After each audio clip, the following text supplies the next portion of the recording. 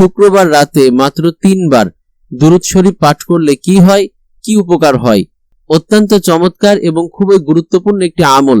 সম্মানিত উপস্থিতি, আমরা প্রত্যেকেই জানি শুক্রবারের দিন বা শুক্রবারের রাত হলো অত্যন্ত ফজিলতপূর্ণ এবং খুবই গুরুত্বপূর্ণ একটি রাত।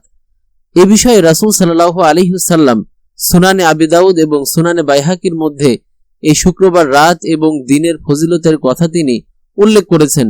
এ পর্যায়ে তিনি বলেন, শুক্রবারের দিন হলো অত্যন্ত গুরুত্বপূর্ণ একটি দিন। তার কারণ, এই দিনে আল্লাহ রাব্বুল আলামিন আদম আলাইহিস সালামকে সৃষ্টি করেছিলেন। আবার এই শুক্রবারের দিনে তিনি হযরত আদম আলাইহিস সালামকে দুনিয়া থেকে তুলে নিয়েছিলেন। আবার এই শুক্রবারের দিনই কিয়ামত সংঘটিত হবে। কাজেই তোমরা শুক্রবারের দিন আমার উপরে বেশি বেশি দুরূদ পাঠ করো। তো রাসূল সাল্লাল্লাহু আলাইহি ওয়াসাল্লামের এই হাদিস থেকে আমরা একটি বিষয় পূর্ণাঙ্গ আকারে বুঝতে পারি, সেটি হলো শুক্রবারের দিনের ফজিলত সম্পর্কে। তো শুক্রবারের দিন বিশেষ করে রাত্রে বেলা যদি কোনো মানুষ মন থেকে, অন্তর থেকে মাত্র 3 বার দুরূদ শরীফ পাঠ করতে পারে, তো আমলটি করলে কি উপকার হবে এই বিষয়ে আমরা বলার আগে আমলটি করার নিয়ম সম্পর্কে সংক্ষিপ্ত আকারে আপনাদের জানাই। এই আমলটি আপনি শুক্রবার রাত্রে যে কোনো সময় করতে পারবেন।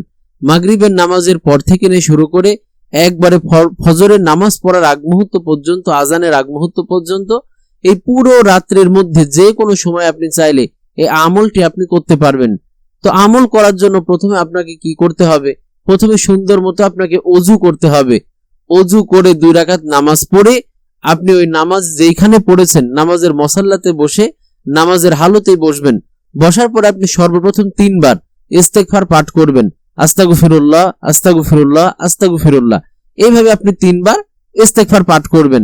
যদি আপনার বড় ইস্তেগফারটা জানা থাকে, অর্থাৎ তাওবাতুন নাসুহা যেটাকে বলা হয়, সাইদুল ইস্তেগফার যেটাকে বলা হয়, ওইটা যদি জানা থাকে ওইটা পড়বেন, তাহলে সবচেয়ে ভালো হয়।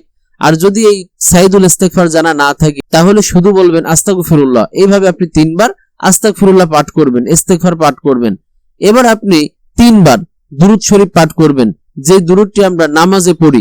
আল্লাহুম্মা সাল্লি আলা মুহাম্মাদ ওয়া আলা আলি মুহাম্মাদ কামা সাল্লাইতা আলা ইব্রাহিম ওয়া আলা আলি ইব্রাহিম ইন্নাকা হামিদুম মাজিদ। আল্লাহুম্মা বারিক আলা মুহাম্মাদ ওয়া আলা আলি মুহাম্মাদ কামা বারাকতা আলা ইব্রাহিম ওয়া আলা আলি ইব্রাহিম ইন্নাকা হামিদুম মাজিদ। এই দুরূদটি পড়বেন। যাদের এই দুরূদ মুখস্থ নাই তারা শুধু বলবেন সাল্লাল্লাহু আলাইহি ওয়াসাল্লাম, সাল্লাল্লাহু আলাইহি ওয়াসাল্লাম। অত্যন্ত ছোট্ট, মানে দুরূদের জগতে যতগুলো দুরূদ আছে তার মধ্যে সবচেয়ে ছোট্ট দুরূদ হলো এইটা, সাল্লাল্লাহু আলাইহি ওয়াসাল্লাম। এই দুরূদটি আপনারা পড়বেন।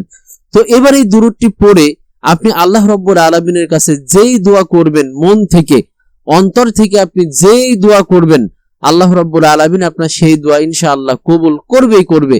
এটা একবারে নিশ্চিত আপনি থাকতে পারেন। শুক্রবার রাত্রে যদি আপনি এই দুরূদের আমল আপনি করতে পারেন, সবচেয়ে ভালো হয় শুক্রবার অর্থাৎ বৃহস্পতিবার সন্ধ্যা থেকে, বৃহস্পতিবারের মাগরিবের আজানের পর থেকে যদি এই দুরূদ আপনি পড়তে থাকেন বেশি বেশি, এবং শুক্রবার রাত্রে যদি গিয়ে আপনি এই আমলটি করে দোয়া করতে পারেন, তাহলে ইনশাআল্লাহ আল্লাহ রাব্বুল আলামিন আপনাদের প্রত্যেকের মনের আশা কবুল করবেন। আল্লাহ রাব্বুল আলামিন আমাদের প্রত্যেকের মনের আশাগুলো কবুল করুন। আর আপনারা যারা এই আমলটি করতে চান তারা আমাদের কাছে কমেন্টে অবশ্যই জানাবেন।